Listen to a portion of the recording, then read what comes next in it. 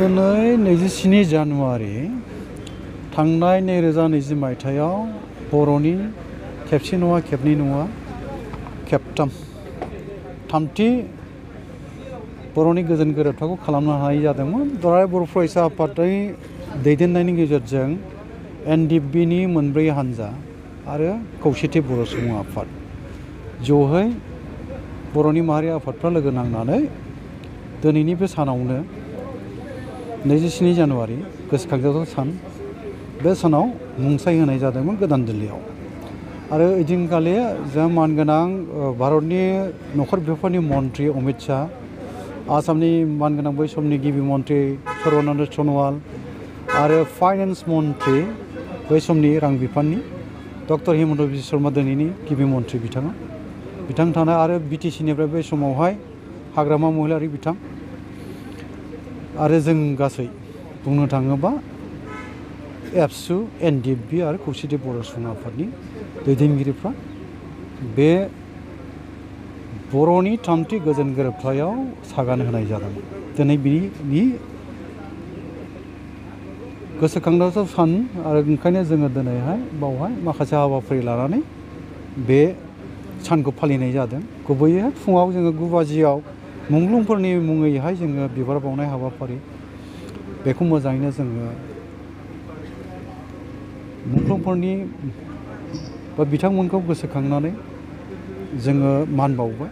बेनि उनावहाय रायजो राजाजों जि मोनसे सावरायनो गोनां दं, मोनथिहोनो गोनां दं, जोंनि MOS मेम'रेन्डाम अफ सेटेलमेन्टआव जि दफाफोर फैदोंमोन बे दफाफ्रा बबे मावफुंजाखो मावफुंजादिया बेफोरनि सायाव गेबेङै रायलायनो गोनांथि दङमोन।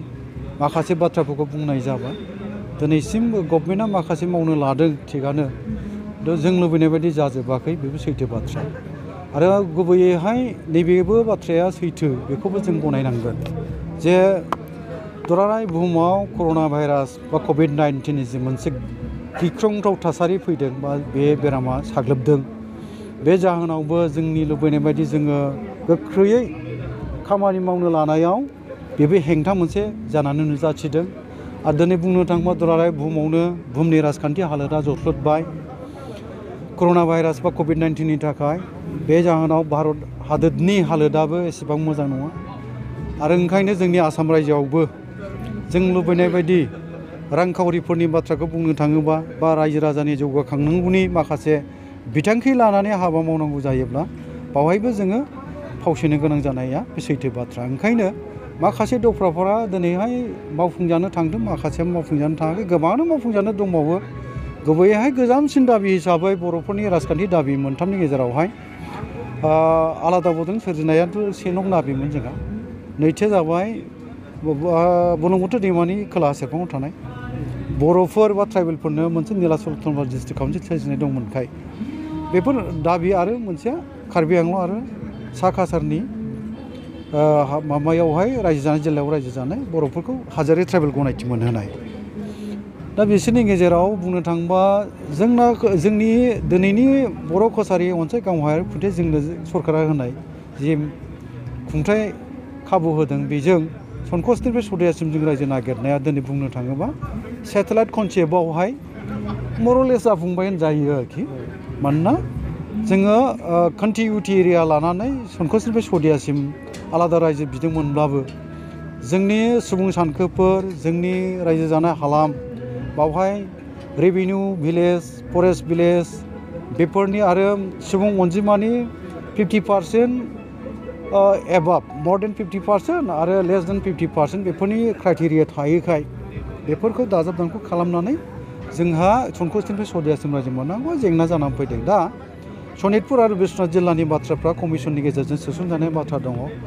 कमिसननि गेजेरजों कमिसननि रिपर्टखौ बिथा खालामनानै भारत सरकार आरो आसाम सरकार बेसेबांसिम बर' गामिखौ सोसनगोन उनावहाय बे नेबावनांगौ जाबाय। जोंहा नेनानै दङ जोंनि बर' रायजो राजाफ्रा गोसो हमथानानै जाफुंनायखौ जों मिजिं थिदों।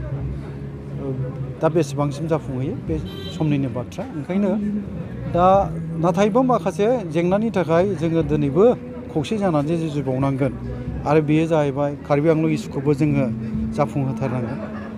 आरो जोंनि माखासे दानि बिटिआर जि मोनसे मेम'रेन्डाम अफ सेटेलमेन्ट बा जोंनि गोरोबथायाव जि दफाफोर दङ बे दफाफोरखौ मावफुंजोबनांगौआवबो जोंहा खौसे जानानै खामानि मावनांगौनि गोनांथि दङ बाथ्रा बेल' दा जों ज' जानानै खामानि मावनो हायाखै बे दुखुनांथाव बाथ्रा जोङो थांनाय बोथोरनि जोंनि ट्रेजिक जि मोनसे गावस्रालायनायनि जारिमिन बेखौ बिथा खालामनानै दिनैनि थासारियाव बा दिनैनि समाव दिनैनि नैबे समावहाय जोङो थांखांनाय बाथ्राफोरखौ बिदिन्थि हिसाबै लानानै आथिखालखौ जोङो सामोल होनांगोन मोजां खालामनांगोन आरो थांखांनाय समखौहाय बा थांखांनाय जारिमिनखौ बिदिन्थि हिसाबै लानानै आथिखालखौ जोङो गोग्गो खालामनो हायोब्लासोना जोङो इयुनखौ गोजों होननानै बुंनो हायो जोंनि हारिनि इयुनखौ दा ओंखायनो आंनि खावलायनायाबो बे थागोन थांनाय समा थांबाय जि जालांबाय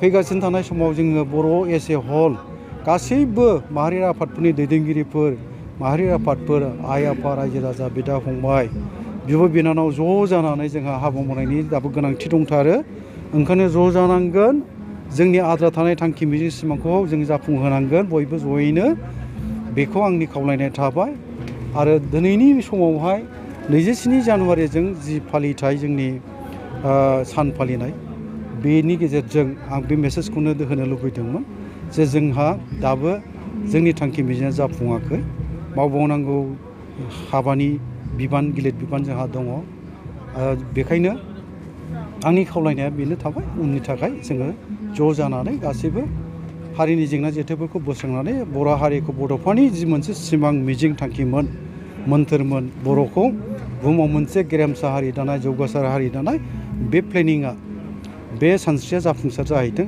आफा इसोरनाव बेखौ आर'ज खालामनानै आङो दिनैहाय बयखौबो खावलायनानै गाबज्रि हरदों जे जोङो खौसे जानानै फैगासिनो थानाय समाव हाबा मावलांनांगौ।